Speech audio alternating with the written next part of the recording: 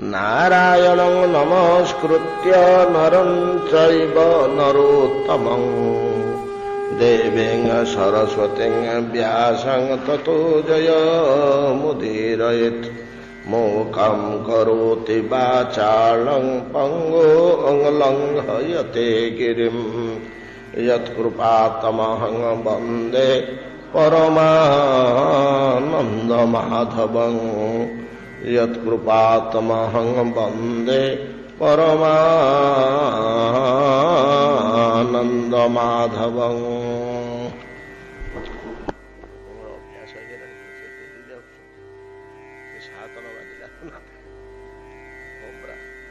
बहुत डेरी हो बसले कथा भूल 6टा तो 6टा 15 भितर आरंभ कले जे हम खरा दिन आहरी साड़ू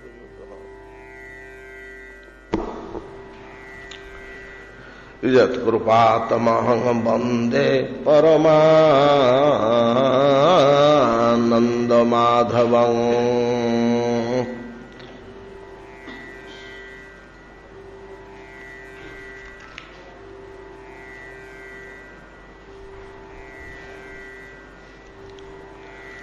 श्री इंद्रद्युम्नोवाच आप्तवाक्यात् भगवतः श्रुत्वा रूपम् अघापहम् कृतकृतोऽस्मि भगवन् दिव्य निर्मल्य प्रसंगात् बहुजन्म स्वर्चितानि क्षीणानि दुरितानि मे अधिकारी त्वहं जातो दर्शने श्रीपतेरिह सर्वात्मनाहं जास्यामि राज्येन सुसमृद्धिना तत्र वासं करिष्यामि पुरदुर्गाणि चैव हि क्रतूनाह यज्ञेन जक्षे प्रीत्यै मुरद्विषः सतोपचारै श्रीनाथं पूजयिष्ये दिने दिने व्रतोपवास नियमै प्रीणयिष्ये जगद्गुरुं वाक्यामृतेन सन्तप्तं यथा माम् अभिषिक्ष्यति दिनानुकम्पो भगवान् साक्षात् नारायणो विभु एवं सश्रद्धया भगता संस्तुते जावदीश्वरम् नारदस्तत्र सम्प्राप्तो भुवनालोककौतुकीम्।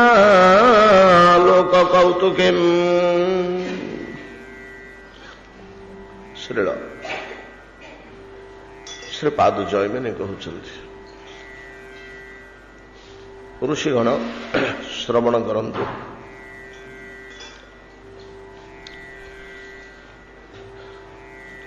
भगवान समस्त जीवंक हृदय अंतर्यामी रूपे विद्यमान अछंती।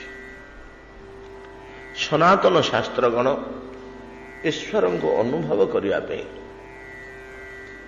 तीनोटी मार्ग प्रदर्शन करछंती।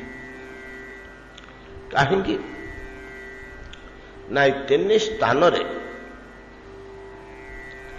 ईश्वरंकर तीन प्रकार ईश्वरंकर स्वरूप को अनुभव करी है। तीनोटी रूप में भगवान सर्वत्र विद्यमान अछंती। क्यों तीन रूप में अछंती यह आमे श्रीमद् भागवतंकर वेदस्तुति जानिबा को पाइले। वेदस्तुति असाधारण सिद्धांत असाधारण वाक्य से तो आमर ये मर्त्यर कथा नुहे। वेदस्तुति स्वर्गर कथा मध्य नुहे, जनलोकर घटना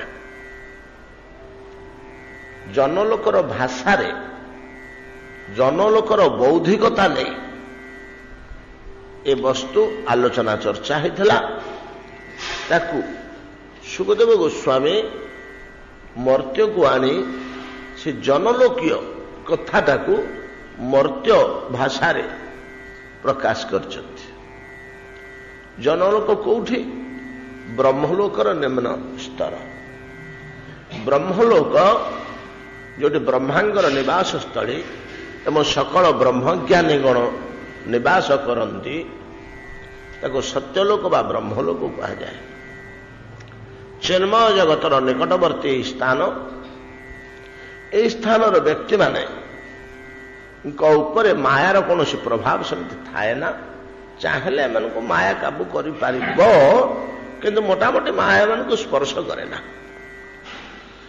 जी ऊर्ध्व स्तर को जीवा आमे मायार प्रभाव से कम मर्त्य आम क्षेत्र में मायार बंधन अति प्रचंड और सुदृढ़ आम क्षेत्र में आम जो अच्छे भुवलोक को गले आटे कम स्वर्गलोक आटे कम तथापि अच्छी यथेष्ट उपरकू महलोक तपलोक प्रभृति आड़क मायार बंधन बड़ शिथिल हो आसला अच्छी तपलोक वालू सेमती किसी माया बांधिक रखी सेमती असुविधा अनुभव हुए ना महलोक पर्यंत टिके अनुभव हम तपलोक बंधन थिले मध्य बंधनटा अनुभव हुए ना बड़ शिथिल जनलोक नथिला भलिया ब्रह्मलोक मध्य मायार प्रभाव अच्छी माया चाहिए से क्रिया कर क्या पार्टिकुलारली नहले प्रायशः नहीं कहले चले एक प्रकार मुक्तावस्था ये जो सप्तावरण भितर जनलोकवासी माने मायामुक्त अवस्था से माने जहाँ विचार करथिले से कथाटी आमर वेदस्तुति रे प्रकाश होइछि। भागवत गोटे विचित्र वस्तु सी घटना कौन होला एकदा नारद निज गुरुदेव को पचारे प्रश्नटीए नारायण ऋषि नारद गुरुदेव होते नर नारायण बद्रिका वन में आश्रम स्थली से सरस्वती कूल बसी भागीरथी कूल तो जीव कल्याण निमंते योग शिक्षा प्रदान करथिले। नारद गुरुदेव को दर्शन करने को गले सेठी अच्छन्ति गुरुदेव आश्रम से चतुष्पार्श्ववर्ती अंचल जो मुनि ऋषि माने रहंती से ग्राम समूह को कलाप ग्राम कहा जाए ता ना होची कलाप कलाप ग्रामवासी बोली जो कहा जाउची एटा मोर अनुभव कथा मु कहूची केते दूर सत्य हबो। कलाप कहले समूह कुसुम कलाप बण भितर फूल फुटी समस्त फूल को आम कुसुम एटी गोटे सेठी गोटे सेठी गोटे सेठी गोटे फुटी कुसुम कलाप तो जो कलाप कहले समूह बद्रिकाश्रम अरण्य भितर मुनि ऋषि माने किए कोठी सब विक्षिप्त भाव विच्छिन्न भाव निज निजर आश्रम कुटीर गुंफा गह्वर वृक्षमूल आश्रय कर भजन जाजन कर मझे मझे समस्ते एकाठी नारायण ऋषि निकट में आसी रुंड हुए ये समस्त को लेकर बोधे कलाप ग्राम बोले कहुई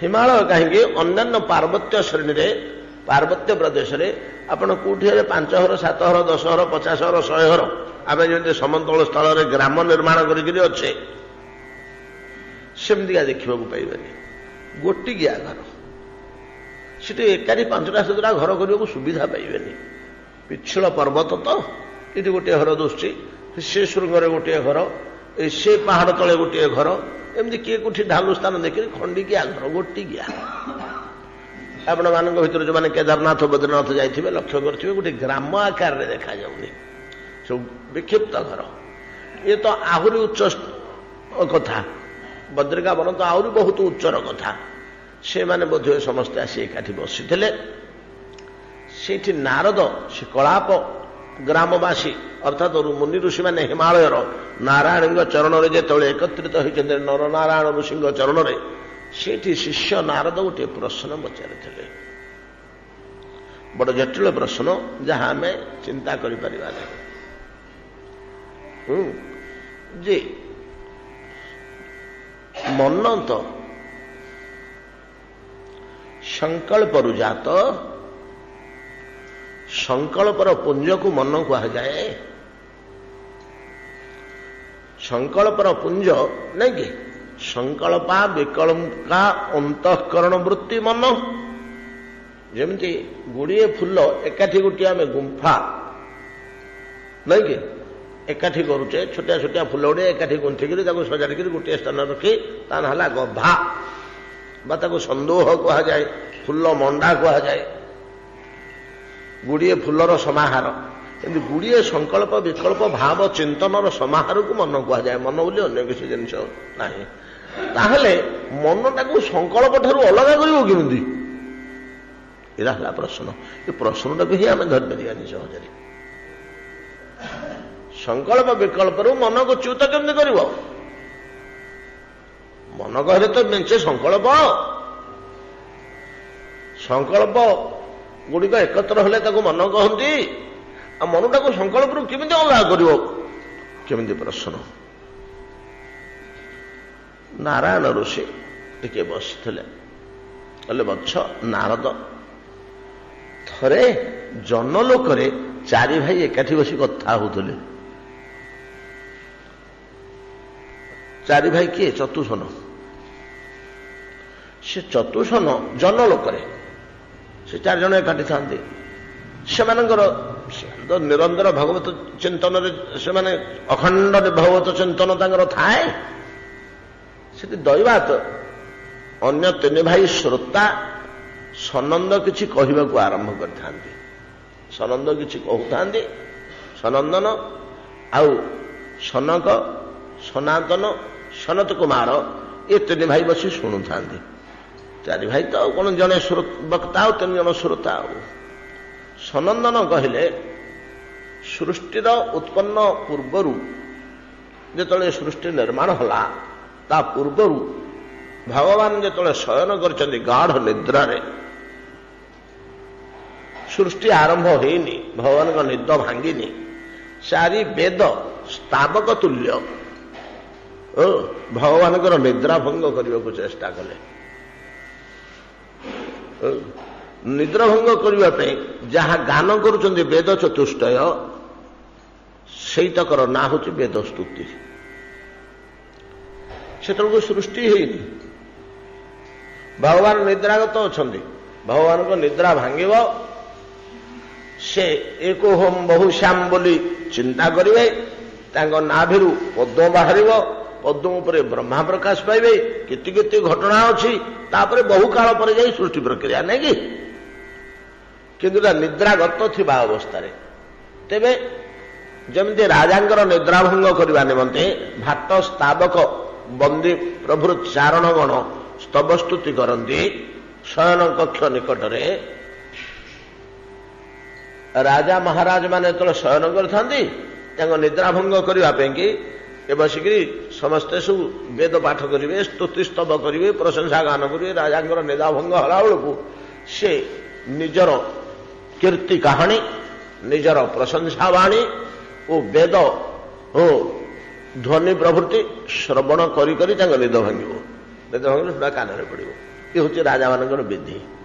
ସେମିତି ରାଜାଦେ ରାଜତୁଲ୍ୟ ଭଗବାନଙ୍କର ନିଦ୍ରାଭଙ୍ଗ କରୁଛନ୍ତି ବେଦ ଚତୁଷ୍ଟୟ। ବେଦମାନେ ଯାହା ସେଠି କହିଛନ୍ତି ସ୍ତବ ସ୍ତୁତିରେ, ତାର ନାଁ ବେଦ ସ୍ତୁତି। ତେଣୁ ଇଏ ଗୋଟିଏ ଅସାଧାରଣ ବସ୍ତୁ, ଆମର ଜାଗତିକ ବସ୍ତୁ ନୁହେଁ। ସେଠି ସେ ନିର୍ଣ୍ଣୟ କରୁଛନ୍ତି ଯେ ପ୍ରଭୁ ତୁମର ତିନିଟା ରୂପ, ତୁମକୁ ତିନି ପ୍ରକାର ଅନୁଭବ କରିହୁଏ। ଗୋଟିଏ ହେଉଛି ଅନ୍ତର୍ଯାମୀ ସ୍ୱରୂପ, ଗୋଟିଏ ହେଉଛି ଅଧିଷ୍ଠାନ ସ୍ୱରୂପ, ଗୋଟିଏ ହେଉଛି ଭଗବତ ସ୍ୱରୂପ। ଭଗବତ ସ୍ୱରୂପରେ ଆପଣ ଦିବ୍ୟ ଲୋକରେ ନିରନ୍ତର ବିରାଜମାନ। ଅଧିଷ୍ଠାନ ସ୍ୱରୂପରେ ଆପଣ ବିଶ୍ୱ ବ୍ରହ୍ମାଣ୍ଡ, ଅନନ୍ତ ବିଶ୍ୱ ବ୍ରହ୍ମାଣ୍ଡ ରୂପେ ପ୍ରକାଶ ପାଇଛନ୍ତି। ଏଗୁଡ଼ା ହେଲା ଭଗବାନଙ୍କର ଅଧିଷ୍ଠାନ ସ୍ୱରୂପ। ଅନ୍ତର୍ଯାମୀ ସ୍ୱରୂପରେ ସକଳ ଜୀବ ଭିତରେ ଆପଣ ଆତ୍ମା ରୂପେ ଅଛନ୍ତି। ଏତିକି ତ କଥା, ଏଇ ତିନିଟା ବୁଝିବା ହୁଏ। ଭଗବତ ସ୍ୱରୂପ ହେଲା ଆପଣଙ୍କର ଆପଣ ଦିବ୍ୟ ଲୋକରେ ତ ଆପଣ ଭଗବତ ସ୍ୱରୂପରେ ଅଛନ୍ତି। ଆପଣଙ୍କର ପାର୍ଶ୍ୱଦ ପରିକର ମାନଙ୍କୁ ନିଜ ଦେହରୁ ଉତ୍ପନ୍ନ କରି ସେଟା ଆପଣ ଲୀଳା କରୁଛନ୍ତି କି ଏକୁଟିଆ ଅଛନ୍ତି କି ଯାହା ଯେମିତି ଅଛନ୍ତି ଦିବ୍ୟ ଲୋକରେ ଅଛନ୍ତି ଭଗବତ ସ୍ୱରୂପ ସେଇଟା କାରଣ ସବୁବେଳେ। ଆଉ ଗୋଟିଏ ରୂପ ସେଇ ଲୋକ ସେଇ ଅବସ୍ଥାରେ ଥାଇ ସେଠି କୋଟି କୋଟି ବିଶ୍ୱ ବ୍ରହ୍ମାଣ୍ଡ ରୂପେ ସେ ନିଜେ ହିଁ ପରିଣତ ହୋଇଛନ୍ତି। ଏ ଯୋଉ ଯାହା କିଛି ଆମେ ଦେଖିବାକୁ ପାଉଛେ ଗୋଟେ ସବୁ ଭଗବାନଙ୍କର ଅଧିଷ୍ଠାନ ସ୍ୱରୂପ, ସେଇଟା ହେଲା ଭଗବତ ସ୍ୱରୂପ, ଏଟା ଅଧିଷ୍ଠାନ ସ୍ୱରୂପ। ଅଧିଷ୍ଠାନ ସ୍ୱରୂପ ତିଆରି ହୋଇଗଲା ପରେ ସବୁ ପ୍ରାଣୀମାନଙ୍କ ଭିତରେ କେବଳ ମନୁଷ୍ୟ ନାହିଁ, ସବୁ ପ୍ରାଣୀମାନଙ୍କ ଭିତରେ ଯେ ପ୍ରାଣ ବା ଆତ୍ମା ବା ଚେତନା ଅଛି, ଜୀବନ ବୋଲି ଯୋଉଟା ଅଛି, ଆପଣ ହିଁ ପ୍ରବେଶ କରିକିରି ସମସ୍ତଙ୍କ ହୃଦୟରେ ଆତ୍ମା ବା ଚେତନା ବା ପ୍ରାଣ ବା ଜୀବନ ରୂପେ ପ୍ରକାଶ ପାଇଛନ୍ତି। ସେଇଟା ହେଲା ଆପଣଙ୍କର ଅନ୍ତର୍ଯାମୀ ସ୍ୱରୂପ। ତିନିଟା ସ୍ୱରୂପ, ଗୋଟେ ହଉଛି ବିଶ୍ୱ ବ୍ରହ୍ମାଣ୍ଡ ଜଡ଼ ପଦାର୍ଥ ଅଧିଷ୍ଠାନ ସ୍ୱରୂପ, ଆଉ ଗୋଟେ ଚେତନ ସ୍ୱରୂପ ତା ଭିତରେ ପ୍ରାଣ ରୂପେ ଆତ୍ମା ରୂପେ ଅନ୍ତଃପ୍ରବିଷ୍ଟ ହୋଇଛନ୍ତି, ସେଟା ଆପଣଙ୍କର ଅନ୍ତର୍ଯାମୀ ସ୍ୱରୂପ। ଏ ଦୁଇଟା ସ୍ୱରୂପ କେବଳ ସୃଷ୍ଟି କାଳରେ ଦେଖାଯାଏ, ଅନ୍ୟ ସମୟରେ ଥାଏ ନା, ପ୍ରଳୟ କାଳରେ ଥାଏ ନା, କିନ୍ତୁ ଭଗବତ ସ୍ୱରୂପଟା ଆପଣଙ୍କର ସବୁବେଳେ ଥାଏ। କିନ୍ତୁ ତିନିଟା ସ୍ୱରୂପ, ଏ ତିନିଟା ସ୍ୱରୂପକୁ ଅନୁଭବ କରିବା ନିମନ୍ତେ ତିନୋଟି ପଥ ସନାତନ ଶାସ୍ତ୍ର ବେଦ ଦେଖେଇ ଦେଇଛନ୍ତି। ଅଧିଷ୍ଠାନ ସ୍ୱରୂପକୁ ଅନୁଭବ କରିବା ପାଇଁ ସର୍ବଖଲ୍ୟୁଦଂ ବ୍ରହ୍ମ এই ବସ୍ତୁଟିକୁ ଅନୁଭବ କରିବା ପାଇଁ ଜ୍ଞାନ ମାର୍ଗ, ଜ୍ଞାନ ଦ୍ୱାରା ଭଗବାନଙ୍କର ଅଧିଷ୍ଠାନ ସ୍ୱରୂପକୁ ଅନୁଭବ ହୁଏ, ଆମେ ଏଟାକୁ ବ୍ରହ୍ମ ବୋଲି କହୁ। ଅନ୍ତର୍ଯାମୀ ସ୍ୱରୂପକୁ ଅନୁଭବ କରନ୍ତି ଯୋଗୀମାନେ ସମାଧିସ୍ଥ ଅବସ୍ଥାରେ ଆତ୍ମା ଓ ପରମାତ୍ମା ରୂପରେ ସକଳ ଜୀବର ଆତ୍ମା ଓ ସକଳ ଆତ୍ମାର ମୂଳୀଭୂତ ପଦାର୍ଥ ପରମାତ୍ମା ଯୋଗୀମାନଙ୍କର ପଥ। ବୈକୁଣ୍ଠ ଗୋଲକ ଆଦିରେ ଭଗବାନଙ୍କୁ ଭଗବତ ସ୍ୱରୂପକୁ ଭକ୍ତମାନେ ଅନୁଭବ କରନ୍ତି, ବୁଝିଲେ ନା? ଭକ୍ତମାନେ ଏ ଦେହ ଦେହ ଭିତରେ ଥିବା ଆତ୍ମା ଓ ସକଳ ଆତ୍ମାର ମୂଳ ତତ୍ତ୍ୱ ପରମାତ୍ମାକୁ ଯୋଗୀମାନେ ଅନୁଭବ କରନ୍ତି। ଏ ସକଳ ବସ୍ତୁ ଗୁଡାକ ଯେ ବ୍ରହ୍ମ, ସର୍ବଖଲ୍ୟୁଦଂ ବ୍ରହ୍ମ, ଏଟା ଜ୍ଞାନୀମାନେ ଅନୁଭବ କରନ୍ତି। ବୈକୁଣ୍ଠ ଗୋଲକସ୍ଥ ଭଗବାନଙ୍କର ସ୍ୱରୂପକୁ ଭକ୍ତମାନେ ଅନୁଭବ କରନ୍ତି। ଏକ ଶ୍ରୀମଦ୍ ଭାଗବତ କହିଲେ ଏ ବି କମ୍ ବାକ୍ୟ ନୁହଁ, ବଦନ୍ତେ ତତ୍ତତ୍ତ୍ୱବେଦଂ ତତ୍ତତ୍ ଯଜ୍ଜ୍ଞାନମ୍ ଅଦ୍ୱୟଂ ବ୍ରହ୍ମେତି ପରମାତ୍ମେତି ଭଗବାନ ଇତି ଶବ୍ଦ୍ୟତେ। ଏ ଯୋଉ ତିନୋଟି ସ୍ୱରୂପ, ଏ ତିନୋଟି ସ୍ୱରୂପରେ ଭଗବାନ ଯେ ଅଛନ୍ତି, ତନ୍ମଧ୍ୟରୁ ଅନ୍ତର୍ଯାମୀ ସ୍ୱରୂପ ରୂପରେ ପ୍ରତ୍ୟେକ ଜୀବର ସେ ହେଉଛନ୍ତି ଗୁରୁ ଓ ଅନ୍ତରର ମର୍ମ ଜାଣନ୍ତି। ଅନ୍ତଃକରଣର ମର୍ମ ସେ ଅନୁଭବ କରନ୍ତି, ଅନ୍ତର୍ଯାମୀ ରୂପରେ ଥାଇ। ଅନ୍ତର୍ଯାମୀ ରୂପରେ ଅନ୍ତଃକରଣ ଭିତରେ ଭଗବାନ ଥାଇ ଜୀବର ସଂକଳ୍ପ ବିକଳ୍ପ ଗୁଡ଼ିକୁ ଜାଣିଲା ପରେ ଯେଉଁ ସଂକଳ୍ପ ବିକଳ୍ପ ଗୁଡ଼ିକ ବିଶ୍ୱ କଲ୍ୟାଣକାରୀ, ବେଦାନୁମୋଦିତ, ଶାସ୍ତ୍ରାନୁମୋଦିତ, ଧର୍ମମୟ, ଆନନ୍ଦ ପ୍ରଦାୟକ, କଲ୍ୟାଣକାରକ, ସେହି ସଂକଳ୍ପ ଗୁଡ଼ିକୁ ଭଗବାନ ଶୀଘ୍ର ଶୀଘ୍ର ପୂରଣ କରିଦିଅନ୍ତି।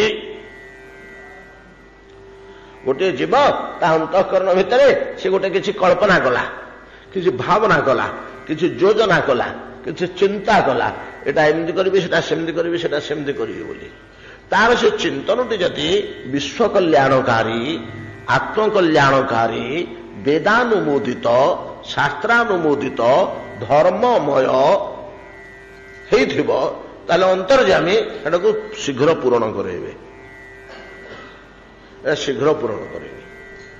ଯୋଉଟା ଯେତେ ଅଧିକ କଲ୍ୟାଣକାରୀ ଓ ଶାସ୍ତ୍ର ଧର୍ମମୟ ଓ ଶାସ୍ତ୍ରାନୁମୋଦିତ, ସେଟାକୁ ଯେତେ ଅଧିକ ସେଟାକୁ ସେତେ ଶୀଘ୍ର କରାଇବେ। ଆଉ ଯେଉଁ କଳ୍ପନା ଭାବନା ଗୁଡ଼ିକ ଆମମାନଙ୍କର ବିଶ୍ୱର ହିତ କରିବାର ସମ୍ଭାବନା ନାହିଁ, ବରଂ କ୍ଷତି କରିପାରେ, ନିଜର ମଧ୍ୟ କ୍ଷତି କରିପାରେ, ବେଦାନୁମୋଦିତ ନୁହେଁ, ତାକୁ ଧର୍ମ ବୋଲି କୁହାଯାଏ ନା, ସେଗୁଡ଼ିକୁ ପ୍ରତିହତ କରନ୍ତି, କରେଇ ଦିଅନ୍ତିନି ସହଜରେ, କରେଇ ଦିଅନ୍ତିନି ସହଜରେ। ଜୀବାତ୍ମନ କର୍ମର ପ୍ରଭାବରେ ଇନ୍ଦ୍ରିୟମାନଙ୍କୁ ନେଇ ଏଭଳିଆ କର୍ମ ଗୁଡ଼ିକ ବଳପୂର୍ବକ କରି ପକାଏ। ଈଶ୍ୱର ତା ଭିତରୁ ମନା କରୁଥାନ୍ତି, ଏଟା କର ନା, ଏଟା ଭଲ ଜିନିଷ ନୁହଁ, ଏଟା ନିନ୍ଦନୀୟ, ଏଥିରେ ତୋର କ୍ଷତି ହବ। ଈଶ୍ୱର କହୁଥାନ୍ତି ଭିତରୁ। ଏଟା ଇନ୍ଦ୍ରିୟ ମାନେ କହୁଥାନ୍ତି କରୁନୁ, ମଜା କରିବା, କରୁନୁ, ମଜା କରିବା, ଆନନ୍ଦ ହବ, ଟଙ୍କା ପଇସା ମିଳିଯିବ, ଜମିବାଡ଼ି ମିଳିଯିବ, ସେ ତ ଗୋଟେ ଅଛି, ତା ବଂଶରେ ଆଉ କିଏ ନାହିଁ, ତାକୁ ଶେଷ କରିଦେଲେ ତ ସବୁତକ ସମ୍ପତ୍ତି ଆଉ କିଏ କ୍ଲେମ୍ କରିବାକୁ ନାହିଁ, ସବୁ ଆମର ହେଇଯିବ। କଣ ବୁଝିଲେ ନା? ଏ ଭିତରୁ ଜୀବାତ୍ମନ ଇନ୍ଦ୍ରିୟ ମାନଙ୍କୁ ନେଇକରି ବିକୃତ ମନ ଏଇଭଳିଆ ପ୍ରେରଣା ଦିଏ। ଜୀବାତ୍ମାଟା ପରମାତ୍ମା ସହିତ ଯଦି ଆଟାଚ ହେଇକରି ଥିବ, ସାଡ଼କୁ ଥିବ, ତାହେଲେ ସେ ବାଟରେ ପଳେଇବ ତାଙ୍କ ପ୍ରେରଣାରେ। ପରମାତ୍ମାଙ୍କ ସହିତ ତାର ଗାଢ଼ ସମ୍ବନ୍ଧ ନାହିଁ, ଅନ୍ତର୍ଯାମୀଙ୍କ ସହିତ ତାର ଗାଢ଼ ସମ୍ବନ୍ଧ ନାହିଁ, ଏ ବୈଷୟିକ ଭାବରେ ହେଉଛି ମାୟାର ଶକ୍ତିରେ ସେ ଏମାନଙ୍କ ବୁଦ୍ଧିରେ ପଡ଼ି କୁକର୍ମ କରିଦେବ। ଏ ହେଉଛି ମନୁଷ୍ୟର ସତ୍କର୍ମ ଆଉ ଅସତ୍କର୍ମ କରିବାର ପଦ୍ଧତି। ଯଦିଓ ଗୁଡ଼ିକ ଟିକେ ଦୁର୍ବୋଧ୍ୟ, ଗୁଡ଼ିକ ତ୍ରିକାଳ ସତ୍ୟ। ତେବେ ଏକଥା ଛାଡ଼ି ଦିଅନ୍ତୁ। ଅସଲ କଥା ହେଲା, ଯଦି କୌଣସି ସତ୍ ବାସନା, ସତ୍ ଚିନ୍ତନ, ସତ୍ ଯୋଜନା, ସତ୍ ସଂକଳ୍ପ ଜୀବର ଅନ୍ତଃକରଣ ଭିତରେ ଉଦୟ ହେଲା, ଅନ୍ତର୍ଯାମୀ ତାକୁ ଶୀଘ୍ର ପୂରଣ କରିବା ପାଇଁ ସହାୟତା କରନ୍ତି। ମହାରାଜା ଇନ୍ଦ୍ରଦମ୍ନ ଅନ୍ତଃକରଣ ଭିତରେ ଯାହା ସଂକଳ୍ପ କଲେ, ବୋଧହୁଏ ୟାଠୁ ବଡ଼ି ଭଲ ସଂକଳ୍ପ, ୟାଠୁ ବଡ଼ି ଅଧିକ ଧର୍ମମୟ, କଲ୍ୟାଣକାରୀ ଓ ବେଦାନୁମୋଦିତ ବୋଧେ ଆଉ କିଛି ନାହିଁ। ଆମେ ପଢ଼ିଲେ ତାଙ୍କ ସଂକଳ୍ପ, ରାଜା କଣ ଚିନ୍ତା କରୁଛନ୍ତି ଇନ୍ଦ୍ରଦମନ, ଓହୋ କୁ ଜନ୍ମରେ କେତେ ପୂଜା ଅର୍ଚ୍ଚନା କରିଥିଲି ଯେ ଭଗବାନଙ୍କର ପ୍ରତ୍ୟକ୍ଷ ସ୍ୱରୂପ ଦେଖିଦେବା ପାଇଁ ମୋତେ ଅଧିକାର ଆସିଯାଇଛି। ମୁଁ ଭାବୁଛି ମୁଁ ଦେଖିପାରିବି ତ, ଆଉ ମୋର ବିଶ୍ୱାସ ହେଉଛି ମୁଁ ତ ଦେଖି ପକେଇବି ଭଗବାନଙ୍କୁ। ଆଉ ପ୍ରତ୍ୟକ୍ଷ ପୁରୁଷୋତ୍ତମ ଜୀବନ୍ତ ମୂର୍ତ୍ତି କୁ ମୁଁ ଦେଖି ପକେଇବି, ମତେ ସେଭଳିଆ ଲାଗୁଛି। ଆଉ ସେଠିକି ତ ପଳେଇ ଯିବି, ଆଉ ସେଇଠି ଘର କରି ରହିବି, ଏଇଠି ଘର ଦ୍ୱାର ଛାଡ଼ିଦେବି। ମୋ ରାଜ୍ୟରେ ତ କିଛି ଅସୁବିଧା ନାହିଁ, ଠାକୁର କିଛି ଅସୁବିଧା କରିନାହାନ୍ତି। ଏ ସମୃଦ୍ଧ ରାଜ୍ୟର ଉତ୍କୃଷ୍ଟ ବସ୍ତୁମାନଙ୍କୁ ନେଇ ସେଇଠି ଦରକାର ପଡ଼ିଲେ ରାଜଧାନୀ କରିବି, ସେଇଠି ତ ଚିରନ୍ତନ ନିରନ୍ତର ବାସ କରିବି ଶ୍ରୀକ୍ଷେତ୍ରରେ, ଆଉ ପୁରୁଷୋତ୍ତମ ଧାମରେ ଘର କରି ସେଇଠି ରହିଯିବି। ଆଉ ସେଠି ଗୋଟିଏ ମାତ୍ର କାର୍ଯ୍ୟ ହବ ମୋର, ପ୍ରଭୁଙ୍କ ସେବା କରିବା, ଆଉ କିଛି କରିବିନି। ଆଉ ଏ ରାଜ୍ୟ ଫାର୍ଯ୍ୟ ତାର ସେ ଚାଲୁଛି ତ ଚାଲିବ, ଏଇଟା କ'ଣ ଅସୁବିଧା ଅଛି, ଏଇଟା ତ ଚଳି ଯାଉଛି। ଆଜି ପର୍ଯ୍ୟନ୍ତ ମୁଁ ନ ରହିଲେ ମଧ୍ୟ କି ସିଆଡ଼କୁ ମନ ନଜରରେ ମଧ୍ୟ ରାଜ୍ୟରେ ତ ଠିକ୍ ଚାଲୁଛି, ବିଶେଷ ଅସୁବିଧା ନାହିଁ। ପ୍ରଜାମାନେ ତ ବେଶ ଭଲ, ପାତ୍ରମନ୍ତ୍ରୀମାନେ ତ ତାଙ୍କ କର୍ତ୍ତବ୍ୟ ଠିକ୍ କରିନେଉଛନ୍ତି, ଶସ୍ୟ ଉତ୍ପନ୍ନ ହେଉଛି, ବୃଷ୍ଟିପାତ ମଧ୍ୟ ଠିକ୍ ହେଉଛି, ପ୍ରଜାମାନେ ତ ବେଶୀ ସୁଖ ଶାନ୍ତିରେ ଅଛନ୍ତି, ଚାଲିଛି। ଆଉ କ'ଣ ୟାରକୁ ମୋତେ ବେଶୀ ମନୋଯୋଗ କରିବା ଦରକାର ନାହିଁ। ମୋ ରାଜ୍ୟ ଏଇଟା କ'ଣ ହେଲା, ସେଇଟା ଗାଡ଼ି ଗାଣିଛ ଗୋଟିଏ ହେବା ଦରକାର ନାହିଁ। ଏଗୁଡ଼ାକ ଚାଲୁଛି ଗୋଟେ ପ୍ରକାର, ସେମିତି ଚାଲିବ। ମୁଁ କ୍ଷେତ୍ରକୁ ପଳେଇଲେ ରାଜ୍ୟ ତା ବାଟେ ତାର ସେ ଚାଲୁଥିବ, ମୁଁ ନିରନ୍ତର ମୋର ସକଳ ସମୟ, ସକଳ ଶକ୍ତି ତ ମାଧବଙ୍କ ସେବା ପାଇଁ ତ ଖଟେଇ ଦେବି। ଆଉ ମନେ ମନେ କେତେ କଳ୍ପନା କରି ପକାଉଛନ୍ତି। ସତ ଅଶ୍ୱମେଧ ଯାଗ କରିବି, ଅଶ୍ୱମେଧ ଯାଗରେ ପ୍ରଭୁ ବଡ଼ ସନ୍ତୁଷ୍ଟ ହୁଅନ୍ତି। ପ୍ରୀଣୟିଷ୍ୟେ ଜଗତପତେ ଜଗନ୍ନାଥଙ୍କୁ ଅଶ୍ୱମେଧ ଯଜ୍ଞ ମାଧ୍ୟମରେ ସନ୍ତୁଷ୍ଟ କରିବି। ଶତୋପଚାରେ ବିଗ୍ରହ ଠିଆ ହୋଇଛନ୍ତି, ସେ ବିଗ୍ରହକୁ ନାନା ଉପଚାରରେ ପୂଜା କରେଇବି। ଶ୍ରଦ୍ଧା ଆଗ୍ରହ ସହକାରେ ମନ୍ତ୍ରଜ୍ଞ ତ ନୈଷ୍ଠିକ ବ୍ରାହ୍ମଣ ମାନଙ୍କ ଦ୍ୱାରା ପ୍ରତିଦିନ ଶତୋପଚାର କରେଇବି, ସ୍ତବ ସ୍ତୁତି କରିବି, ପ୍ରଣାମ କରିବି। ଠାକୁରଙ୍କୁ ଯେମିତି ହେଲେ ମୁଁ ସନ୍ତୋଷ କରିବି। ସନ୍ତୋଷ କରି କରି ତାଙ୍କୁ ତ କଥା କହିଦେବି। ଆଉ ମନରେ କଳ୍ପନା କରୁଛନ୍ତି ତାଙ୍କୁ କଥା କହିଦେବି। ଆଉ ସେ ମୋ ସାଥିରେ ଟିକେ ଯଦି କଥା ହେଇଯିବେ, ମୋ ଜୀବନ ବୃତ୍ତାନ୍ତ ହେଇଗଲା। କମ୍ ଚିନ୍ତା ନୁହଁ। ଗୋଟେ ଲୋକ ଠାକୁରଟିଏ ରଖିକିରି ସେବା କରୁଛି, ପୂଜା କରୁଛି, କିନ୍ତୁ ପଚାରୁଛି ଠାକୁର ଆଜି ପାୟସ ଭଲ ଲାଗୁଛି, ଲୁଣ ଠିକ୍ ଲାଗୁଛି ତରକାରୀରେ, एकथा पचारुची तार कि साहस नथिबो कि विश्वास नथिबो आ जदि सी कहीदे हाँ रे बड़ बढ़िया लगुच आउ टिके दे ये चिंता कौन साधारण चिंता भूल क्रमे आम मान मुंडे आम तो नित्य राति पाइले ठाकुर पूजा करुचे दी ओली ये चिंता आम मुंड को पशि आज कौन है बड़ श्रद्धा आप कौन ठाकुर फलुटे मुड़े तैयारी कले भोग लगे खुआई दौर ठाकुर ठाकुर भल लगुच आउ टे देवी स्वाद लगुच पचारि पारुचे ना ठाकुर आमको उत्तर दौरान ये स्थिति आमर आसनी से कल्पना अभिभूत इंद्रदम्न ये मधुर चिंतन गुड़िए करी भगवान निकटने एवं गोटे गाढ़ विश्वास जे भगवान तो मत कथा कहे तो इमती सेवा पूजा करी जे मुझे संतुष्ट हो पचारे तो कहीदेवे कहीं प्रभु तो दीनानुकंपी भगवान दीन दुखी मुठु बड़ दुखी किए अच्छी जे मुठु बड़ दुखी किए अच्छी जे भगवान मत कृपा न करें कड़े तो स्वभाव होला दुखी लोकटे देखिले दरिद्र लोकटे देखिले दीनटे देखिले कृपा कर पकाते स्वभाव आ दीन दरिद्र दुखित तो मु शेष सेवा हयो इंद्रदून तुमको भगवान कृपा कर पकेबे कथा कही पकेबे ना हाँ कहे तार विश्वास हो अंतकरण मत कहीदेवे कहीं ना से बड़ दीनबंधु दीन दरिद्र दुखीर बड़ बंधु से से दीनबंधु जे ठीक से दीनबंधु से दिन प्रति बड़ कृपा प्रकाश करती इंद्रदमन महाराज चक्रवर्ती तमें दिन कि तो घरे खाइबा नहीं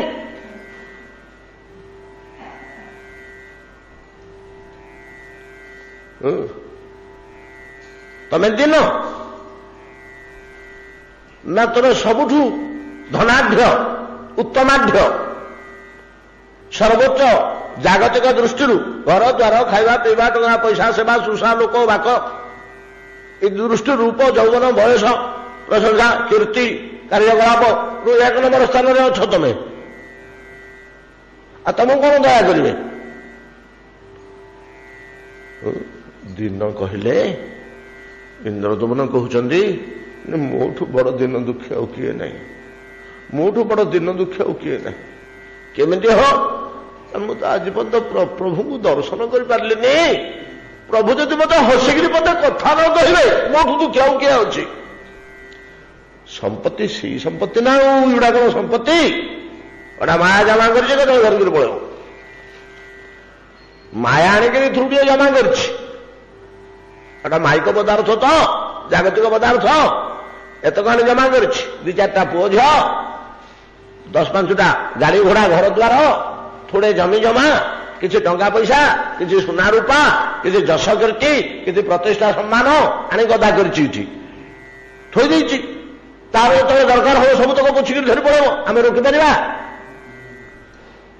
रोकीपर कि आम माइक पदार्थ गुड़ाक माया आनी तार से जमा कर जो नहीं जाऊे आम रोकीपे आ रोकीपे कि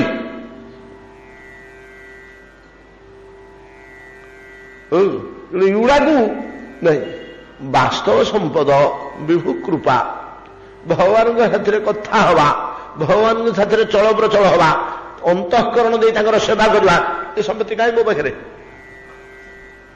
तेणु मुझे प्रकृत में बड़ दुखी बड़ दिन ये गोटे कथा मन रखु श्रीमान चैतन्य महाप्रभु चुंबक जो पदे पदे कथा कहते कोटि वेद वेदांतर चिपुड़ा सार सी कुलुकुटी भगवान प्रति भगवान कृपा पाइबा को भाजन योग्य ना तृणादपि सुनीचे न तरोरिव सहिष्णुना अमाने ना मान देना ये लोकटी केवल हरि कीर्तन करने को योग्य भगवान को कृपा पाइबा को योग्य ये भलिया लोकों को भगवान कृपा करती अंतःकरण भितर ତୃଣଠୁ ଆହୁରି ନିଜକୁ ତୁଚ୍ଛ ଅନୁଭବ କରୁଛେ। ଯେତେ ଦୁଃଖ ଆପଦ ଭଲ ମନ୍ଦ ନିନ୍ଦା ସ୍ତୁତି ପଡ଼ିଲେ କାଠ ପାଷାଣ ଭଳିଆ ସହୁଛି, ଟିକେ ଚଞ୍ଚଳ ହେଇଯାଉନି। କଣ କରିବା? ତୃଣାଦପି ଶୁନି ଚେନ ତରୋଇବ ସହିଷ୍ଣୁ ନା। କିଭଳିଆ ସହିଷ୍ଣୁ? ସମୁଦ୍ରବତ୍। ସମୁଦ୍ରବତ୍। ଯେତେବେଳେ ଅଗାଧ ଜଳରାଶି ବନ୍ୟା ସମୟରେ ଆସି ଭର୍ତ୍ତି ହେଇଯାଉଛି, ଏଗୁଡ଼ା କାହିଁ ଏତେ ଆସିଲା, ଏତେ ଦରକାର ନାହିଁ, ତାର ଚିନ୍ତା ନାହିଁ, ଆସୁଛି ତ ଆସୁ। ଯେତେବେଳେ ଶୁଷ୍କ ହେଇଗଲା ସବୁ ଖରାଦିନେ, ଟୋପେ ପାଣିକୁ ନଦୀରୁ ଆସୁନି, ସେତେବେଳେ ବ୍ୟାକୁଳତା ନାହିଁ, କଣ କରିବି, କିଛି ତ ଆସିଲାନି, ନାଇଁ କି? ସମୁଦ୍ରମ ଆପହ ପ୍ରବିଶନ୍ତି ଯଦବତ୍ ତଦ୍ବତ୍ କାମାଜଂ ପ୍ରବିଶନ୍ତି ସର୍ବେ। ସମୁଦ୍ର ଭିତରେ ଜଳରାଶି ପଶିଲା ଭଳିଆ ସକଳ ଭୋଗ୍ୟ ପଦାର୍ଥ ପଶିଗଲେ ମଧ୍ୟ ଯେ ଭାବେ ନା ମୋର ବହୁତ ହେଲା, ବେଶ ମୁଁ ଭଲରେ ଅଛି, ଆସି ଭର୍ତ୍ତି ହେଇଯାଉଛି, ସେତେବେଳେ ଚିନ୍ତା ନାହିଁ। ପୁରା ଶୁଖିଗଲା, ସେତେବେଳେ ଚିନ୍ତା ନାହିଁ। ଆସିଲା ବେଳେ ତା ପ୍ରତି ବିଦ୍ୱେଷ ନାହିଁ, କି ନ ଆସିଲା ବେଳେ ଆକାଂକ୍ଷା ନାହିଁ। ଆସୁ ବୋଲି ଆକାଂକ୍ଷା ନାହିଁ। ଯେତେବେଳେ ଆସିଯାଉଛି ସେତେବେଳେ ବିଦ୍ୱେଷ ନାହିଁ। କାହିଁକି ଆସୁଛି ଗୁଡ଼ାକ? ଈଶ୍ୱରକୁ ଯିବା ସହଜ କଥା ନୁହେଁ। ଈଶ୍ୱରକୁ ଯିବା ସହଜ କଥା ନୁହେଁ। ରାଗଦ୍ୱେଷରୁ ଆସିଲା ବେଳେ ତା ପ୍ରତି ଅନୁରାଗ, ପଳଉଥିଲା ବେଳେ କାହିଁ ପଳଉଛୁ ବୋଲି ବିଦ୍ୱେଷ, ଏ ଜିନିଷଟା ଯାହାର ନାହିଁ, ସେଭଳିଆ ଲୋକ ହିଁ ସହନଶୀଳ। ଦିଟାକ ଆଘାତ ସହିବାକୁ ସେ ସମର୍ଥ। ପ୍ରଚଣ୍ଡ ପ୍ରାପ୍ତି ସମୟରେ ତାକୁ ନିର୍ବିକାର ଭାବରେ ସହିବାକୁ ସମର୍ଥ। ସମ୍ପୂର୍ଣ୍ଣ ଲୋପ ହେଇଯାଉଛି ଯେତେବେଳେ, ସେତେବେଳେ ମଧ୍ୟ ସହିବାକୁ ସମର୍ଥ। ତ ଏତାଦୃଶ ମହାରାଜ ଇନ୍ଦ୍ରଦମନ କହୁଛନ୍ତି, ମୋ ଠାରୁ ବଳିକିରି ବଡ଼ ଦିନ ଆଉ କିଏ ଅଛି? ପ୍ରଭୁ ନିଶ୍ଚୟ ମତେ ଅନୁକମ୍ପା କରିବେ, ମତେ ତ ପାଟି ଖୋଲିକିରି କଥା କହିଦେବେ। ଆଉ ପାଟି ଖୋଲି ମାଧବ ମୂର୍ତ୍ତି ଏମିତି ମୁଁ ସେବା ପୂଜା କରିକିରି ସନ୍ତୁଷ୍ଟ କରିଦେବି, ସନ୍ତୁଷ୍ଟ ହିଁ ମୋ ସହିତ କଥାବାର୍ତ୍ତା କରିଦେବେ। ଆଉ କ୍ରତନାଙ୍ଗ ହୟ ଯଜ୍ଞେନ ଯକ୍ଷେ ପ୍ରୀତୈ ମୁରଦୃଶଃ ସତୋପଚାରେ ଶ୍ରୀନାଥଂ ପୂଜୟିଷ୍ୟେ ଦିନେ ଦିନେ ବ୍ରତୋପବାସ ନିୟମୈ ପ୍ରୀଣୟିଷ୍ୟେ ଜଗଦ୍ଗୁରୁଂ। ପ୍ରୀଣୟିଷ୍ୟେ ପରିତୋଷ କରିଦେବି, ଠାକୁରଙ୍କୁ ପରିତୋଷ କରିବି, ପ୍ରୀତି ଉତ୍ପନ୍ନ କରିବି ତାଙ୍କ ଭିତରେ ହୃଦୟରେ। ପ୍ରୀଣୟିଷ୍ୟେ ଜଗଦ୍ଗୁରୁଂ ବାକ୍ୟାମୃତେନ ସନ୍ତପ୍ତମ ଯଥା ଅଭିଷେଷ୍ୟତି। ଯଦି ବାକ୍ୟାମୃତ ଦ୍ୱାରା ମତେ ଅଭିଷେକ କରିଦେବି, ଅମୃତ ବାକ୍ୟରେ ତାଙ୍କ ମୁହଁରୁ ଦୁଇପଦ କଥା ବାହାର କରିବ, ବହୁତ ହେଲାରେ ଇନ୍ଦ୍ରଦମନ, ଆଉ କାହିଁ ଲାଗୁଛୁ ରେ? ଯା ଯା ଘରକୁ ଯା, ଖାଇବୁ ଦିଟା, ଆଉ ମୋ ପାଖରେ ବସନା, କେତେବେଳୁ ଆସିଲୁଣି ସକାଳୁ, ଯା ତୁ ଗଲୁ ତ ଖାଇକି ଟିକେ ବିଶ୍ରାମ ନଉ। ଏମିତିକା ମତେ ବାକ୍ୟାମୃତ କହିଲା ପର୍ଯ୍ୟନ୍ତ ଠାକୁରଙ୍କୁ ପ୍ରାଣ ଦେଇ ପ୍ରୀତି ସହକାରେ ସେବା କରି ପ୍ରୀଣୟିଷ୍ୟେ। ଆଉ ପ୍ରୀଣୟିଷ୍ୟେ ବୋଲେ ପ୍ରୀତି ସହକାରେ ସେବା। ଆଉ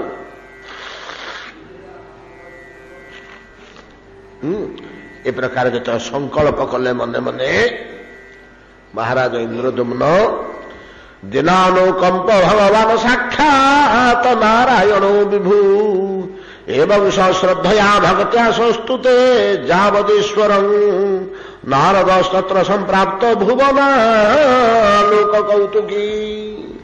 ଏ ନାରଦଙ୍କର ଗୋଟେ ସ୍ୱଭାବ, ଇଏ ବ୍ରହ୍ମାଣ୍ଡ ଯାକ ବୁଲି ବୁଲି ବୁଲି ବୁଲି ଦେଖିବା ସ୍ୱଭାବ ୟାଙ୍କର। ସେଇଥିରେ ତାଙ୍କର ବଡ଼ କୌତୁକ, ବଡ଼ ଆନନ୍ଦ, ବଡ଼ ତୃପ୍ତି। ହଉ ବୁଲି ବୁଲି ଚାରିଆଡ଼େ ଦେଖୁଛି, ଏ ଦେଶଟା କେମିତି, ଏଇ ଗାଁଟା କେମିତି, ସେ ଜାଗାଟା କେମିତି, ସେ ବଣଟା କେମିତି, ସେ ପାହାଡ଼ଟା କେମିତି, ନାଇଁ କି? ଆମେ ଯେମିତି ଯାତ୍ରା ମେଳା ଦେଖିବାକୁ ଗଲେ ଯାତ୍ରା ପଡ଼ିଆ ବୁଲୁଛେ, କୋଉଠି ଟିକେ ସ୍ଥିର ହେଇକରି ଠିଆ ହେଉନି, କୋଉଠି ଆହାର ଲୋଭରେ 5 ମିନିଟ୍ କି 10 ମିନିଟ୍ ଛିଡ଼ା ହେଇ କ'ଣ ଖାଇଦେଲେ ମେଞ୍ଚେ, ତାପରେ ବୁଲୁଛେ, କାହିଁକିନା ଆମକୁ କୌତୁକ ଲାଗୁଛି। ମେଳା ପଡ଼ିଆରେ ଚତୁର୍ଦିଗରେ ବୁଲି ଦେଖିବାକୁ ବୁଲି ବୁଲି ଦେଖିବାକୁ ଏବଂ ମନରେ ଦୁଃଖ ଆସୁଛି। ଜଣେ କହିଲେ ଆହୁରି ତୁ ଅମୁକ ଜାଗାକୁ ଯାଇଥିଲୁ ନା, ସେଟା କୋଉଠି ନାହିଁ କରକୁ ସେଟା ଗୋଟେ ଥିଲା ଏମିତି କି ସେମିତି। ଭାଇ କଣ କହିବି କି ସୁନ୍ଦର ଜିନିଷ, ମୁଁ ଯାଇନି ତ ସିଆଡେ, ମୁଁ ଯିବି ତ ଆଉ ଥରେ ଖାଲି ଆଉ, ମୁଁ ସେଟା ଦେଖିନି। କୌତୁକ। ଯେମିତିକା ରଥଯାତ୍ରା ବେଳକୁ ଜଗନ୍ନାଥ ତାଙ୍କର ସେ ଘର ଭିତରେ ପଶିଲେ, ଆମେ ଷ୍ଟଲ ଷ୍ଟଲ ବୁଲୁଛେ ନାଇଁ କି, ଗୋଟେ ଷ୍ଟଲ ଯଦି ବାକି ରହିଗଲା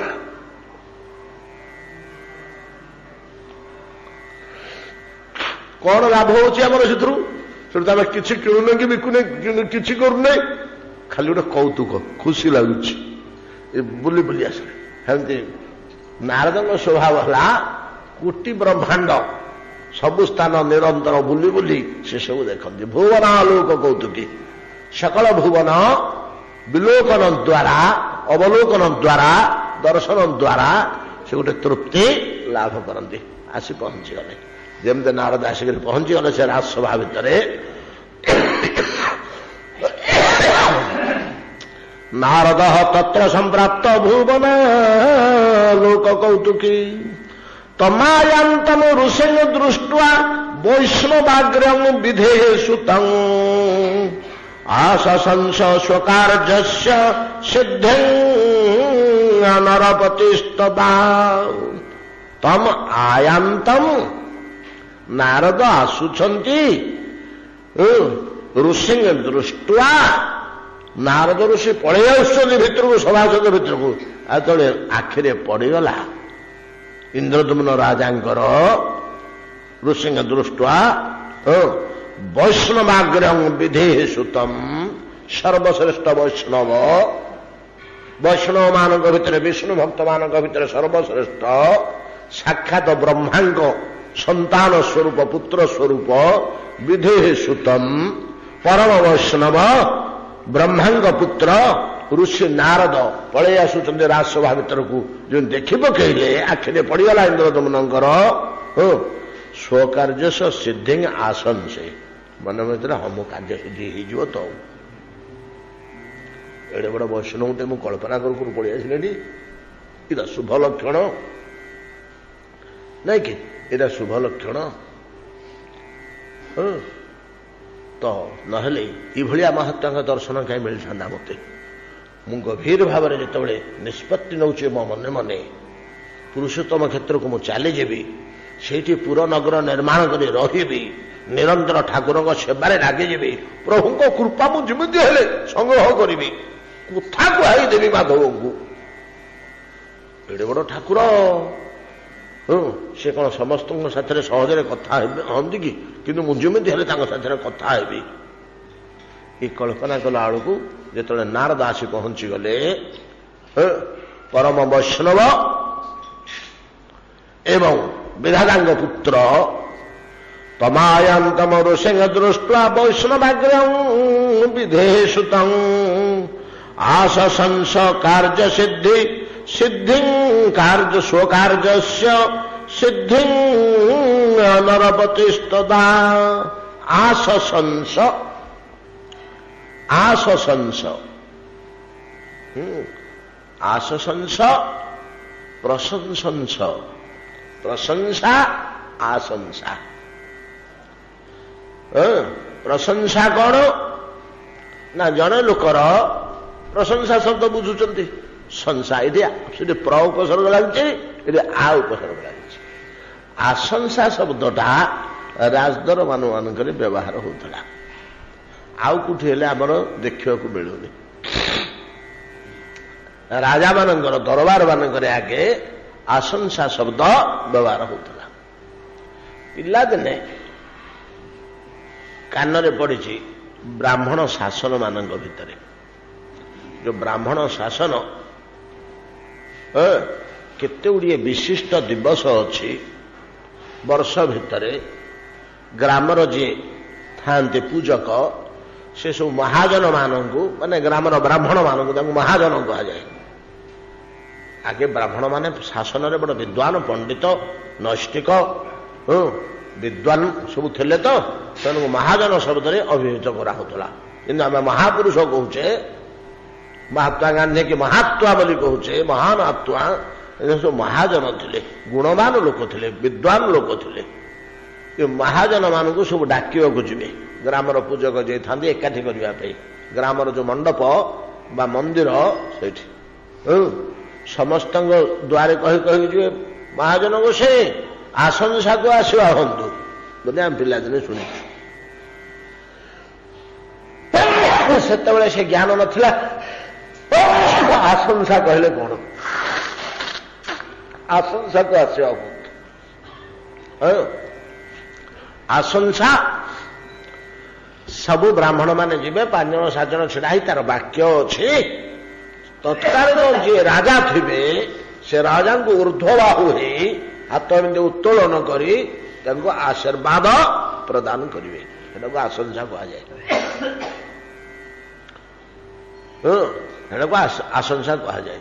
ତୁମେ ଦୀର୍ଘଜୀବୀ ହୁଅ, ତୁମର ସର୍ବକଲ୍ୟାଣ ହଉ, ତୁମ ରାଷ୍ଟ୍ରରେ ଶାନ୍ତି ବିରାଜମାନ କରୁ, ତୁମେ ଯୁଦ୍ଧ ଜୟୀ ହୁଅ ଇତ୍ୟାଦି ଯୋଉ ଆଶୀର୍ବାଦ କରିବେ, ମାନେ କାର୍ଯ୍ୟ ସିଦ୍ଧି, ତମର ସକଳ କାର୍ଯ୍ୟ ସିଦ୍ଧି ହଉ, ଏ ଯୋଉ ଆଶୀର୍ବାଦ କରିବେ ଏଟାକୁ ଆଶଂସା କୁହାଯାଏ। ପ୍ରଶଂସା, ଆଶଂସା।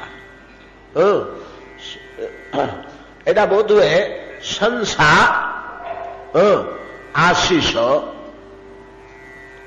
ଆଶଂସା, ଆସମନ୍ତାତ୍ ସମ୍ପୂର୍ଣ୍ଣ ଭାବରେ କାର୍ଯ୍ୟ ସିଦ୍ଧି ନିମନ୍ତେ ବାକ୍ ବିନ୍ୟାସ ଆଶଂସା, ଆଶୀର୍ବାଣୀ, ଆଶଂସା ଆଶୀର୍ବାଣୀ। ତ ରାଜା ବିଚାର କଲେ ଇଏ ନାରଦଙ୍କ ଆଗମନ ମୋର କାର୍ଯ୍ୟ ସିଦ୍ଧି ନିମନ୍ତେ ଇଏ ଆଶୀର୍ବାଣୀ ତୁଲ୍ୟ ହୋଇଗଲା, ଆଶୀର୍ବାଦ ତୁଲ୍ୟ ହୋଇଗଲା। ଏ ଯୋଉ ଆସିକି ପହଞ୍ଚି ଯାଉଛନ୍ତି, ମୋର ଯୋଉ ସଂକଳ୍ପ, ମୋର ଯୋଉ ଚିନ୍ତା, ମୁଁ ପୁରୁଷୋତ୍ତମ କ୍ଷେତ୍ରକୁ ଯାଇ ସେଠି ପୁର ନଗର ନିର୍ମାଣ କରି ଶ୍ରୀମାଧବଙ୍କର ନିରନ୍ତର ସେବା କରି ତାଙ୍କର ଭକ୍ତି ଯେମିତି ହେଲେ କୃପା ଯେମିତି ହେଲେ ସଂଗ୍ରହ କରିବି, କଥା କହିଲା ପର୍ଯ୍ୟନ୍ତ ମୋ ସହିତ ଏଇଭଳିଆ ମୁଁ ତାଙ୍କ ସହିତ ମିଶିଯିବି, ଏତିକି କୃପା ମୋ ପ୍ରତି ହବ, ଏତିକି ଭକ୍ତି ମୁଁ ଅଜାଡ଼ି ଦେବି ପ୍ରଭୁଙ୍କ ଚରଣାରବିନ୍ଦରେ। ଏ କାର୍ଯ୍ୟ ଯେ ମୋର, ଏ କାର୍ଯ୍ୟ ନିମନ୍ତେ ନାରଦଙ୍କ ଆଗମନଟା ଆଶୀର୍ବାଦ ହେଇଗଲା। ଆଶୀର୍ବାଦ ସ୍ୱରୂପ ଏ ଆସିଗଲେଣି, ଏ ଶୁଭ ଲକ୍ଷଣ କାହିଁକି ଏମିତି ଦେଖାଯାଉଛି, ନହେଲେ ଇଏ କାହିଁ ଆସିଥାନ୍ତି? ଇଏ ତ ନ କରିବା କଥାକୁ ପୂର୍ଣ୍ଣ କରିପାରିବା ଲୋକ, ଭଗବାନଙ୍କର ଲୋକଟା, ଏଇଟା ମୁଁ ଯାହା ପାଖକୁ ଯିବି ଏଇଟା ତାର ଦୂତ। ପ୍ରଭୁ ଯେମିତି ତାଙ୍କ ନିଜ ଦୂତକୁ ପଠେଇଦେଲେ, ଯେମିତି ଇନ୍ଦ୍ରଜମ୍ନ କହୁଛି ଯଠି ତାକୁ ଡାକି ଧରି ପଡ଼ି ଆସିବ ଏଠିକି। ପ୍ରଭୁଙ୍କ ପାଖରୁ ଯେମିତି ମତେ ଖବର ପଳେଇ ଆସିଲାଣି, ଆସିବ ଆସିବ ଇନ୍ଦ୍ରଜମ୍ନ, ପଳିଆ ଲୋକ ପଠେଇକି ଯେମିତି ମତେ ଡକଉଛନ୍ତି। କାହିଁକିନା ଇଏ ନାରଦ କିଏ ସେ କି? ଏ ତାଙ୍କରି ଲୋକ, ତାଙ୍କରି ପାର୍ଷଦ, ତାଙ୍କରି ଦୂତ, ତାଙ୍କରି ବାର୍ତ୍ତାବହ। ଇଏ ପଠେଇଛନ୍ତି ଯେମିତି ଯେ ନେଇ ଆସିବ ଯାଇକରି। ଏ ହଉଛି ଆଶଂସା ଶବ୍ଦର ମର୍ମ ଆଉ ତାତ୍ପର୍ଯ୍ୟ। ତମାୟାନ୍ତମ ଋଷିଂ ଦୃଷ୍ଟ୍ୱା ବୈଷ୍ଣବାଗ୍ରଂ ବିଧେଃ ସୁତଂ ଆଶଂସ ସ୍ୱକାର୍ଯ୍ୟସ୍ୟ ସିଦ୍ଧିଂ ନରପତିସ୍ତଦା ଉତ୍ଥାୟ ସହସା ବିପ୍ର ପାଦାର୍ଘ୍ୟ ଚମନୀୟକୈ ବରାସନಸ್ಥଂ ପ୍ରଣତଃ ପ୍ରୋବାଚେଦଂ କୃତାଞ୍ଜଳି। ଉତ୍ଥାୟ ସହସା ବିପ୍ର ପାଦାର୍ଘ୍ୟ ଚମନୀୟକୈ। ତ ଯେମିତି ଦେଖିଦେଲେ ନାରଦ ସାଡୁ ଆସୁଛନ୍ତି, ନିଜ ସିଂହାସନରୁ ଛଟକିରି ଉଠି ପଡ଼ିଲେ। ରାଜା ଇନ୍ଦ୍ରଦମ୍ନ ସହସା ତତ୍କ୍ଷଣାତ୍ ଦର୍ଶନ ମାତ୍ରେ ଆସନ ଛାଡ଼ି ଉଠିଲେ, ଆଗ୍ରହରେ ସ୍ୱାଗତ କରିବା ପାଇଁ ଆଗେଇ ଗଲେ ଏବଂ ଆଣି ବିପ୍ର ନାରଦଙ୍କୁ ବସେଇଲେ ଆସନରେ। ପାଦ୍ୟ, ଅର୍ଘ୍ୟ, ଆଚମନୀୟ ପ୍ରଭୃତି ସମସ୍ତ ସେବା ସାଙ୍ଗେ ସାଙ୍ଗେ ଆରମ୍ଭ କଲେ। ପାଦ୍ୟ ଗୋଡ଼ ଧୋଇଦେବା, ଅର୍ଘ୍ୟ ମୁହଁ ଧୋଇଦେବା, ଆଚମନୀୟ କୁଳି କରିବା, ପାଣି ପିଇବା। ପାଦ୍ୟ କହିଲେ ପାଦ ଧୋଇଦେବା, ଅର୍ଘ୍ୟ କହିଲେ ହାତ ମୁହଁ ଧୋଇଦେବା କିମ୍ବା ବନ୍ଦାପନା କରିବା, ଆଚମନ୍ୟ ଜଳପାନ ବା କୁଳୁକୁଚା କରିବା। ଆଚମନରୁ ତା ଆଚେଇବା ଆଉ କହନେ ଏ ଖାଇଲୁ କିରେ ଆଞ୍ଚମନୁ କାହିଁ ଠିଆ ହେଇଛୁ ଆଞ୍ଚେଇବା କହୁନେ ଆମେ ଏଟା ସେଇ ଆଚମନ ଶବ୍ଦରୁ ହେଇଯାଇଛି ନା ଆଉ ଆଞ୍ଚେଇବା ଆଉ ଓଡ଼ିଆରେ ଆଉ କଣ ମୁହଁ ଧୋଇବା କୁଳି କରିବା ଇତ୍ୟାଦି ଆଚମନ। ଉତ୍ଥାୟ ସହସା ବିପ୍ର ପାଦାର୍ଘ୍ୟ ଚମନୀୟକୈ ବରାସନସ୍ଥଂ ପ୍ରଣତଃ ପ୍ରବାଚେଦଂ କୃତାଞ୍ଜଳି। ଉତ୍ତମ ଆସନରେ ବସେଇଲେ, ଉପଯୁକ୍ତ ମର୍ଯ୍ୟାଦା ପ୍ରଦାନ କଲେ, ସ୍ତବ ସ୍ତୁତି କଲେ, ସହସ୍ତୁତି କରି ପ୍ରଶଂସା ଗାନ କଲେ, ସ୍ୱାଗତ କଲେ, ବଡ଼ ସୌଭାଗ୍ୟ ମୋର ବୋଲି କହିଲେ, ଏଟା ସ୍ୱାଭାବିକ କଥା। ଆଉ ଏମାନଙ୍କୁ ତ କୁଶଳ ଜିଜ୍ଞାସା କରିବା ଆମର ଆବଶ୍ୟକ ନାହିଁ। ସମସ୍ତଙ୍କୁ କୁଶଳ ଜିଜ୍ଞାସା କରାହେନି। ସମାନ ସ୍କନ୍ଦ ବ୍ୟକ୍ତି ବନ୍ଧୁ ମିତ୍ରଙ୍କୁ କୁଶଳ ଜିଜ୍ଞାସା ନା ଆଉ କେମିତି ଅଛ ଭାଇ ଭଲ ଅଛ। ଆଉ ସେଗୁଡାକର କ'ଣ ଅକୁଶଳ ଯେ ଆମେ ତାଙ୍କୁ ପଚାରିବା ତମେ କୁଶଳରେ ଅଛ କି, ତାଙ୍କର କୋଉଟା ଅକୁଶଳ ହେଇଯିବ ନାଇଁ କି? ହଁ, ତ କୁଶଳ ଜିଜ୍ଞାସା କରାଯାଏ ନା। ପିତୃଦେବ, ଗୁରୁଦେବ, ହରିଭକ୍ତ, ଉଚ୍ଚକୋଟୀର ସାଧୁ ସନ୍ନ୍ୟାସୀ, ମହତ ପୁରୁଷ ଏମାନଙ୍କୁ କୁଶଳ ଜିଜ୍ଞାସା କରାଯାଏ ନା। ଆମର ସେ ଅଧିକାର ନାହିଁ ତାଙ୍କୁ ପଚାରିବାକୁ। ତାଙ୍କ ସମସ୍ତ ସ୍ଥାନୀୟ ଲୋକ ହେଲେ ସେ ପଚାରି ପାରନ୍ତି, ତାଙ୍କର ସମାନ ସ୍କନ୍ଦ ଲୋକ ହେଲେ। କୁଶଳ ଜିଜ୍ଞାସାଟା କେବଳ ସମାନ ସ୍କନ୍ଦ ଲୋକଙ୍କୁ କରାଯାଏ, ଖୁବ୍ କମ୍ ଲୋକଙ୍କୁ କରାଯାଏ। ବଡ଼ ଲୋକେ ସାଧାରଣ ଲୋକଙ୍କୁ ପଚାରି ପାରିବେ କୁଶଳରେ ଅଛୁ କି ବୋଲି। ଏମିତି କେତେ ଗୁଡ଼ିଏ ଲୋକ ଅଛନ୍ତି ସେମାନଙ୍କୁ କୁଶଳ ଜିଜ୍ଞାସା କରେ, ତାଙ୍କର ଖାଲି ସ୍ୱାଗତ, ପାଦବନ୍ଦନା। ପାଦବନ୍ଦନା ଆଉ ସ୍ୱାଗତ ଛଡ଼ା ନିଜର ସୌଭାଗ୍ୟ, ନିଜର ବଡ଼ କୁଶଳ ବୋଲି ପ୍ରକାଶ କରିପାର। ଅହୋ ଭାଗ୍ୟ ମୋର। ତ ଏ ପ୍ରକାର ଭାବରେ ଇନ୍ଦ୍ରଦ୍ୟୁମ୍ନ ତାଙ୍କୁ ଆସନରେ ବସେଇ ବରାସନ, ବର ଶ୍ରେଷ୍ଠ ଉତ୍କୃଷ୍ଟ ଆନନ୍ଦ ପ୍ରଦାୟକ ଆସନରେ ବସେଇ ପ୍ରଣତଃ ପ୍ରଣାମ କଲେ। ତ କୃତାଞ୍ଜଳି ପୁଟରେ ଦଣ୍ଡାୟମାନ ହେଇ ପ୍ରବାଚ। ସମୟ କେତେ ହେଲାଣି? 7:25 ହେଇଗଲାଣି। ଶ୍ରୀ ଇନ୍ଦ୍ରଦ୍ୟୁମ୍ନ ବାଚ। ଇନ୍ଦ୍ରଦ୍ୟୁମ୍ନ ପଚାରୁଛନ୍ତି, କଣ କହୁଛନ୍ତି? ଅଦ୍ୟ ମେ ସଫଳା ଯଜ୍ଞା ଦାନମୁ ଅଧ୍ୟୟନ ତପଃ। ଆମେ ଯୋଉଟା ଆଲୋଚନା କରୁଥିଲେ ସେ ଠିକ ଶାସ୍ତ୍ର ନିୟମ ପୁରା ଏଗୁଡାକ। ମୋର ସୌଭାଗ୍ୟ ବୋଲି କୁହାଯିବ ସିନା, ଆପଣ ଭଲ ଅଛନ୍ତି କି ବୋଲିକି କହିବାକୁ ହବନି ବିଶେଷ ଲୋକମାନଙ୍କୁ। ଅଦ୍ୟ ମେ ସଫଳା ଯଜ୍ଞା ଦାନମୁ ଅଧ୍ୟୟନ ତପଃ ଜନ୍ମେ ଗୃହଂ ସମାଗଚ୍ଛତ ଦ୍ୱିତୀୟା ବ୍ରହ୍ମଣ ତନୁ। ଦ୍ୱିତୀୟ ବିଧାତା ବ୍ରହ୍ମାଙ୍କର ଦ୍ୱିତୀୟ ସ୍ୱରୂପ ଏକ ପୁତ୍ର ରୂପେ ହଉ, ନହେଲେ ବ୍ୟକ୍ତିତ୍ୱ ଦୃଷ୍ଟିରୁ ମଧ୍ୟ ଦ୍ୱିତୀୟ ବ୍ରହ୍ମା ତୁଲ୍ୟ। ବ୍ରହ୍ମା ଯେମିତି ଜଗତ ପୂଜ୍ୟ, ଜଗତ ପିତାମହ, ସମସ୍ତଙ୍କର ପୂଜ୍ୟ ସର୍ବୋଚ୍ଚ ବ୍ୟକ୍ତି, ଦ୍ୱିତୀୟ ବ୍ରହ୍ମା ତୁଲ୍ୟ କିମ୍ବା ବ୍ରହ୍ମାଙ୍କ ପରେ ଦ୍ୱିତୀୟ ବ୍ୟକ୍ତି ଯାହା କହନ୍ତୁ, କିମ୍ବା ବ୍ରହ୍ମାଙ୍କ ପୁତ୍ର ହିସାବରେ ତାଙ୍କର ଦ୍ୱିତୀୟ ସ୍ୱରୂପ। ତ ଦ୍ୱିତୀୟ ବ୍ରହ୍ମଣ ତନୁ, ସାକ୍ଷାତ ବ୍ରହ୍ମାଙ୍କର ଦ୍ୱିତୀୟ ଶରୀର ସ୍ୱରୂପ। ତ ମୋ ଗୃହରେ ଆଜି ପାଦ ପଡ଼ିଗଲା। ସମାଗଚ୍ଛତ, ଆଗଚ୍ଛତ ଆସିଛନ୍ତି, ଆସି ପହଞ୍ଚିଗଲେ।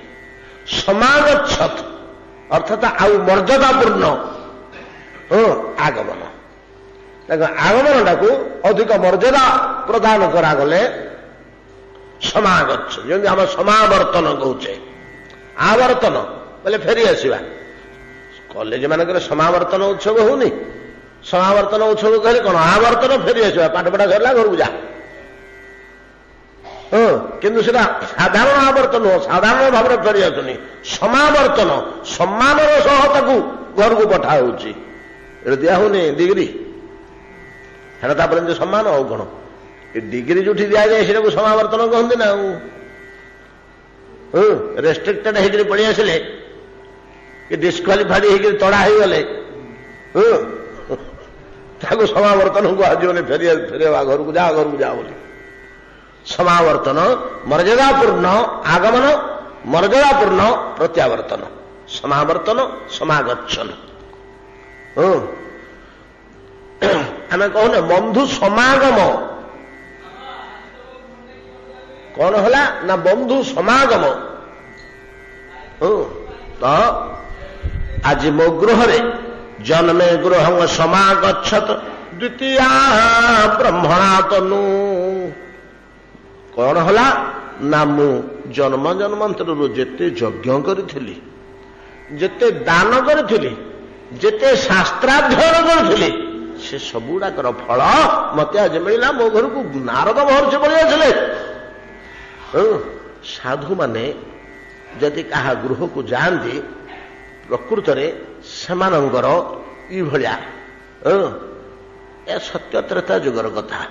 ସତ୍ୟତ୍ରେତା ଯୁଗରେ ଏଇଭଳିଆ ସାଧୁମାନେ ପରସ୍ପରକୁ ଯେତେବେଳେ ଏଇ ନାରଦ ଆପଣମାନେ ଭାଗବତରେ ଶୁଣିଛନ୍ତି, ମନେ ପଡିବ କି ନାହିଁ, ବସୁଦେବଙ୍କ ଗୃହକୁ ପଳେଇଲେ କଣ ନ କହିଛନ୍ତି ବସୁଦେବ, ବୋଲି କି କଥା, ଏ କି ସୌଭାଗ୍ୟ ମୋର ଆଜି। ଆପଣ ସେଠି ଗୋଟେ ବାକ୍ୟ କହିଲେ ମହତମେ ଚଳନ ଗୃହେଣାଂ ଦୀନ ଚେତସାମ୍ ନିଶ୍ରେୟ ସାୟ ଭଗବାନ କଳ୍ପନେ ନନ୍ୟଥା କ୍ୱଚିତ୍। ମୋର କଣ ହେଲେ ଗୋଟେ କଲ୍ୟାଣ କରିଦେବାକୁ ଆଜି ସାଧୁ ମୋ ଘରକୁ ଆସିଛନ୍ତି। ବସୁଦେବ କହୁଛନ୍ତି ଯେ ମହତମେ ଚଳନ ନୃଣାଂ ଗୃହୀଣାଂ ଦୀନ ଚେତସାମ୍। ଗୋଟିଏ ଗୃହୀ ଲୋକ ସେ ବଡ଼ ଦୁଃଖରେ କାଳ ଯାପନ କରେ, ଗୁଡ଼ିଏ ବନ୍ଧନ ତାର ରହିଛି। ଏଇଟା ନ କଲେ ନ ଚଳେ, ସେଟା ନ କଲେ ଲୋକେ ନିନ୍ଦା କରିବେ, ଏଟା ନ କଲେ ପୁତ୍ରର ଅସୁବିଧା ହବ, ଏଟା ନ କଲେ ପତ୍ନୀର ଅସୁବିଧା ହବ, ନାଇଁ କି, ଏଇଟା ନ କଲେ ମୁଁ ଧର୍ମରେ ହାନି ହେବି। ଆଜି ସେ ଇତ୍ୟାଦି ନାନା ପ୍ରକାର ବନ୍ଧନରେ ଗୃହସ୍ଥାଶ୍ରମ ମାନଙ୍କୁ ରହିବାକୁ ହୁଏ। ସନ୍ନ୍ୟାସ ଆଶ୍ରମରେ ଏତେ ବନ୍ଧନ ନାହିଁ। ସନ୍ନ୍ୟାସୀ ନିରନ୍ତର ବିଚରଣଶୀଳ ଏବଂ ଗୁଣାତୀତ, ଯୋଉଟା କଲା କଲା, ଯୋଉଟା ନ କଲା ନ କଲା, ତା ପାଇଁ ଏତେ ଗୋଟେ ବନ୍ଧନ ନାହିଁ ଯେ ପ୍ରକୃତ ସନ୍ନ୍ୟାସ କଥା କୁହାଯାଉଛି। ସନ୍ନ୍ୟାସ ରୂପ ଧରି ଜଣେ ଦୁଷ୍ଟ ଲୋକଙ୍କ କଥା ଆପଣ ଚିନ୍ତା କରନ୍ତୁନି। ସନ୍ନ୍ୟାସୀଟା ଯଦି ଚୋରି କରିବାକୁ ବାହାରିଥିବ, କିନ୍ତୁ ସନ୍ନ୍ୟାସୀଟା ତାଉ ଚୋରି କଣ କରିବ? ସେ ସନ୍ନ୍ୟାସୀ କି? ସନ୍ନ୍ୟାସୀ ରୂପରେ ଚୋରୁଟେ ଯାଉଛି। ଚୋରୁଟା କଥା କାହିଁ ଉଠୁଛୁ? ଆମର ତ ସନ୍ନ୍ୟାସୀ କଥା ପଡିଛି। ସନ୍ନ୍ୟାସର ବେଶରେ ଚୋରଟେ ଯାଉଛି, ସନ୍ନ୍ୟାସ କଥା ପଡିଛି। ସନ୍ନ୍ୟାସ ରୂପଧାରୀ ଚୋରଟା ସନ୍ନ୍ୟାସୀ କି? ସେ ସନ୍ନ୍ୟାସୀ ନା ଚୋର? ଚୋର। ସନ୍ନ୍ୟାସ ରୂପରେ ଚୋରି କରିବାକୁ ଯାଉଛି। ରାବଣ ସୀତାଙ୍କୁ ଚୋରି କରିନେଲା ସନ୍ନ୍ୟାସୀ ରୂପରେ, ତାକୁ ସନ୍ନ୍ୟାସୀ ବୋଲି କହିବେ କି ଆମେ? ନା ସୀତା ଚୋରି ବୋଲି ନାଁ ଦେଲେ। ସେ ଘଟଣାଟାର ନାଁ କଣ ଦିଆହେଲା? ସୀତା ଚୋରି। ଆଉ ସେ ତ ସନ୍ନ୍ୟାସୀ ରୂପରେ ଯାଇଥିଲା, ତାକୁ ସନ୍ନ୍ୟାସୀ କୁହାଯିବ କି? ଆମେ ଏଗୁଡାକରେ ବାଜେ ଜିନିଷ ଉପରେ ବିଚାର କରିବାକୁ ହବ। ସନ୍ନ୍ୟାସ ଜଣେ ସେ ନିଶ୍ଚିନ୍ତ ବନ୍ଧନ ଭିତରୁ ପିଞ୍ଜରାବଦ୍ଧ କେଶରୀ ପରା। ଗୋଟେ କେଶରୀ ଆତ୍ମା ହଉଛି ଗୋଟେ କେଶରୀ ତୁଲ୍ୟ, ସିଂହ ତୁଲ୍ୟ ଶକ୍ତିଶାଳୀ। ସେ ଦେହ ରୂପକ ପିଞ୍ଜରାରେ ପଡିଯାଇଛି। ସେ ଦେହଟା ଗୃହ ରୂପକ ପିଞ୍ଜରାରେ ପଡିଛି, ଯୋଡେ ପଞ୍ଜରୀ। ଆତ୍ମାଟା ହଉଛି ସିଂହତୁଲ୍ୟ ପରାକ୍ରମଶାଳୀ, ନିର୍ଭୀକ, ବିଚରଣଶୀଳ, ଅରଣ୍ୟ ଭିତରେ ତାର ରାଜୁତି, ବ୍ରହ୍ମାଣ୍ଡ ଭିତରେ ଇତସ୍ତତ, ସେ ଯୁଆଡେ ଯେମିତି ହେଲେ ବୁଲିପାରିବ। ସିଂହ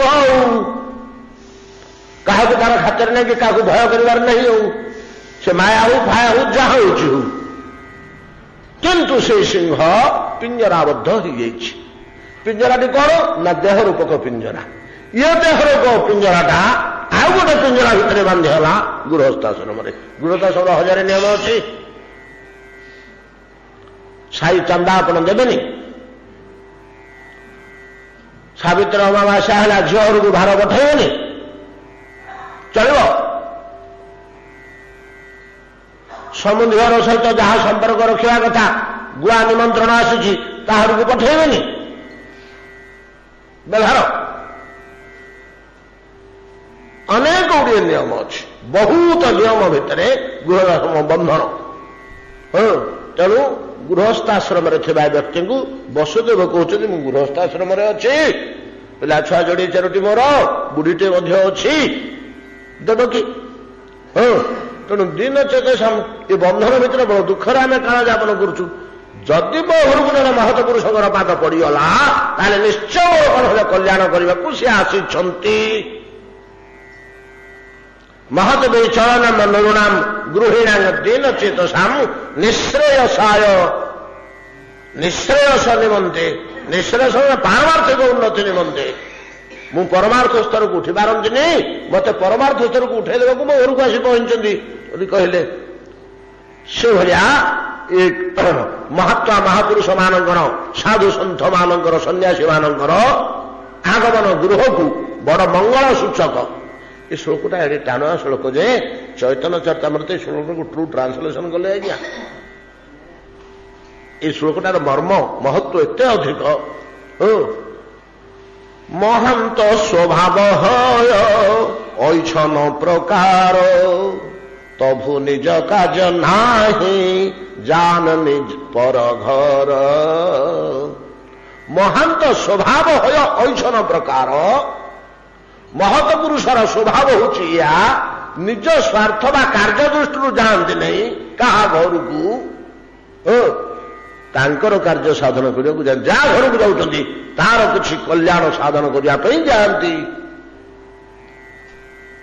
ଏଟା ଯାଆନ୍ତି ନାହିଁ। ଯଦି କୋଠିକି ଗଲେ ତାର କିଛି କଲ୍ୟାଣ କରିବାକୁ ବହୁ ବହୁ ପ୍ରମାଣ ଆମେ ପାଇବା। ବେଳ ନେଇ ଆମର ସମୟ ହେଇଗଲାଣି। ଜନ୍ମେ ଗୃହଂ ସମାଗଚ୍ଛତ ଦ୍ୱିତୀୟା ବ୍ରହ୍ମଣ ତନୁ କୃତାର୍ଥୋ ଯଦ୍ୟପି ମୁନେ ଆଗମାନୁ ଗ୍ରହାତ୍ତବ ତଥାପି ତଦ୍ ପ୍ରସାଦାୟ କିମାଜ୍ଞଂ କରବାଣିତେ। ଭଗବାନ ସେ ମହାସାଧୁ ଆପଣ ମୋ ଘରକୁ ପଳେଇ ଆସିଲେ ଯଥେଷ୍ଟ ହେଇଗଲା ମୋ ପାଇଁ, ଆଉ ମୋର କିଛି ଆବଶ୍ୟକ ନାହିଁ, ଆଉ ମୋର କିଛି ଆବଶ୍ୟକ ନାହିଁ। ୟାଠୁ ବଡ ଜିନିଷ ଆଉ କଣ? ନାରଦ ମୁନି ମୋ ଘରେ ଆସିକିରି ପହଞ୍ଚିଗଲେ, ୟାଠୁ ବଡ ସୌଭାଗ୍ୟ ମୋର ଆଉ କଣ ଅଛି ଯେ ମୁଁ ଆଶା କରିବି। ଆପଣ ଆସି ପହଞ୍ଚି ଯାଇଛନ୍ତି, ଏଟା ମୋ ପାଇଁ ଯଥେଷ୍ଟ। କୃତାର୍ଥ ଯଦ୍ୟପି ମୁଁ କୃତାର୍ଥ ହେଇଯାଇଛି, ମୋର ସକଳ ସିଦ୍ଧି ହେଇଯାଇଛି, ସକଳ ସୌଭାଗ୍ୟ ମୋର ପ୍ରମାଣିତ ହେଇଯାଇଛି। ଆଗମାନୁଗ୍ରହତ୍ତମ, ଆପଣ ମୋ ଘରକୁ ଆସିଛନ୍ତି, ମୋ ପ୍ରତି ଆପଣଙ୍କର ଯଥେଷ୍ଟ ଅନୁଗ୍ରହ ଅଛି, ଅନୁଗ୍ରହ ଥିବାରୁ ମୋ ଗୃହକୁ ଆସିଛନ୍ତି, ଏଟା ତ ପ୍ରମାଣିତ ହେଇଯାଇଛି। ତଥାପି ଟିକେ ଲାଳସା ହଉଛି, ଇଚ୍ଛା ହଉଛି, ସେବା ଟିକେ ଆପଣଙ୍କର ଯଦି କଣ କରିପାରନ୍ତି, କଣ ଯଦି ମତେ ଆଦେଶ ଦିଅନ୍ତେ ମୁଁ ଟିକେ ସେବା କରିପାରନ୍ତି, ମୋର ଆଉ ଟିକେ ପରିତୃପ୍ତି ଆସନ୍ତା। ଅର୍ଥାତ୍ ସିଧାସଳଖ ପଚାରୁନାହାନ୍ତି ଆପଣ କୁଆଡେ ଆସିଛନ୍ତି, ମୁଁ ଆପଣଙ୍କର କି ସେବା କରିବି। ମହତ୍ ପୁରୁଷ ମାନେ କଣ ମୁଁ ଆପଣଙ୍କର ସେବା କରିବି, କି ଆଦେଶ ଦେବା ପାଇଁ ମତେ ଆସିଛନ୍ତି, କି ଉଦ୍ଦେଶ୍ୟ ଅଛି ଆପଣଙ୍କର ଆସିବା, ଏଇଟା ସିଧାସଳଖ ନ ପଚାରି କେମିତି ଭଦ୍ର ଭାଷାରେ ପଚାରୁଛନ୍ତି। ଆପଣ ଆସିଲେ ମୋ ଘରକୁ, ଯଥେଷ୍ଟ କୃପା ହେଇଗଲା, ମୋର ସୌଭାଗ୍ୟ ପ୍ରମାଣିତ ହେଇଗଲା ଏବଂ ମୁଁ କୃତାର୍ଥ ହେଇଗଲି, ଆଉ କିଛି ଆବଶ୍ୟକ ନାହିଁ। ତଥାପି ଆପଣଙ୍କର ସେବା ଯଦି କଣ ଟିକେ କରିପାରନ୍ତି, କିଛି ଗୋଟେ ଆପଣଙ୍କର ଆବଶ୍ୟକ ଅଛି, ଆରେ ଇନ୍ଦ୍ରଦମନ ଏଇଟାକୁ ଏମିତି ଟିକେ କରିଦେଲୁ, ଏଇଟା ଏମିତି ଅସୁବିଧା ହଉଛି ମୋର, ଏମିତି ଗୋଟେ ଖଣ୍ଡେ କୁଡ଼ିଆ କରିଦେଲୁ, କିଛି ଗୋଟେ ଯଦି ଆପଣଙ୍କର ସେବା କରିବାକୁ ଅନ୍ତଃକରଣରେ ଲାଳସା ଜାତ ହଉଛି, ତଥାପି ତତ୍ ପ୍ରସାଦାୟ କିମ୍ ଆଜ୍ଞା କରବାଣିତେ କେଂ ପ୍ରୟୋଜନମ ଉଦ୍ଦେଶ୍ୟ ଭବନଂ ମେ ପବିତ୍ରିତଂ। କି ଉଦ୍ଦେଶ୍ୟରେ ଆପଣ ମୋ ଗୃହକୁ ପବିତ୍ରତା ପ୍ରଦାନ କରିଛନ୍ତି, ମୋ ଗୃହକୁ ପବିତ୍ର କରିଦେଇଛନ୍ତି ପଚାରିଲେ। ଜୈମିନୀ ରୁବାଚ, ଜୈମିନୀ ଋଷିମାନେ କହୁଛନ୍ତି, ଇନ୍ଦ୍ରଦମ୍ନ ଏ ପ୍ରକାର ପ୍ରଶ୍ନ ପଚାରନ୍ତେ ନାରଦ କଣ ଉତ୍ତର ଦେଲେ ଆସନ୍ତାକାଲି ଆଲୋଚନା କରିବା। ଆସନ୍ତାକାଲି ତ ପାଠ ହେଇପାରିବନି, ଆମର ତ ଏଇଟା 24 ପ୍ରହରୀ ଆରମ୍ଭ ହେଇଯାଉଛି। କାଲି ମୁଁ କହିଥିଲି ନାଇଁ କି ଆସନ୍ତାକାଲି 19 ତାରିଖରେ ହେଉଛି ଅଧିବାସ, ସନ୍ଧ୍ୟାରେ ମୁଁ ସେଠି ଥିବି, ଆପଣମାନେ ସମସ୍ତେ ଟିକେ ସିଆଡ଼େ ସିଆଡ଼େ ଯିବେ। ପ୍ରତିବର୍ଷ ଜାଣିଛନ୍ତି ତ 20, 21, 22 3 ଦିନ ନାମ, 23 ତାରିଖ ଦିନ ମଧ୍ୟାହ୍ନରେ ଆମେ ସମସ୍ତେ ଏଠି ପ୍ରସାଦ ପାଇବା। ଗତକାଲି ନିମନ୍ତ୍ରଣ ପତ୍ର ଦିଆ ହେଇଯାଇଛି, ଆଉ ଯଦି କିଏ ପାଇନଥିବେ କାଲି ଏଠୁ ନେଇଯିବେ। ଏଠି ଥାଉ, କାଲି ବୁଲିକିରି ବଣ୍ଟା ହେଇଯାଇଛି, ଏଠି ଥାଉ, ଯିଏ ନ ନେଇଥିବେ ମାଗିବେ ତାଙ୍କୁ ଦେଇଦେବ ଖଣ୍ଡେ ଖଣ୍ଡେ। ଭଜନ ହଁ ତେବେ ଆମର ପାଠ ତ ବନ୍ଦ ରହିବ, କରିପାରିବାନି, ଆମକୁ ଅସୁବିଧା ହେବ। ମୁଁ ବି ଝାମେଲାରେ ରହିବି, ଗୋଟେ ମୁଁ ସିନା ସାହସ କରୁଛି କରିବା ବୋଲିକିରି, କାଲି ତ ମୁଁ ସିଆଡ଼େ ରହିବି। ତାପରେ ସେଇଠୁ ନାମ ଫାମ ଜାଣିବ, ସେ ଯାଉଥିବେ ଆସୁଥିବେ, ଆଡ଼େ ନାନା ଝାମେଲା ଥିବ, ଆଡ଼େ ଇଏ ଦରକାର, ଦିଟା ପରିଶ୍ରମ ହେଲା ବେଳକୁ ୟାଡ଼ର ହେବନି, ଇଏ ଡିଷ୍ଟର ହବ ସିଏ ଡିଷ୍ଟର ହବ। ତେଣୁ ନା କରିବା, ଦୋଳ ପୂର୍ଣ୍ଣିମା ଦିନ ତ ହେଇପାରିବନି। ଦୋଳ ପୂର୍ଣ୍ଣିମା ଦିନ ଉପବାସ ଉପବାସ, ସେଠି ଅଭିଷେକ ଥିବ, ଏଠି ଅଭିଷେକ ଥିବ, ସନ୍ଧ୍ୟାବେଳକୁ ସେ ମହା ମୁସ୍କିଲ ବେପାର, କଷ୍ଟ ହବ।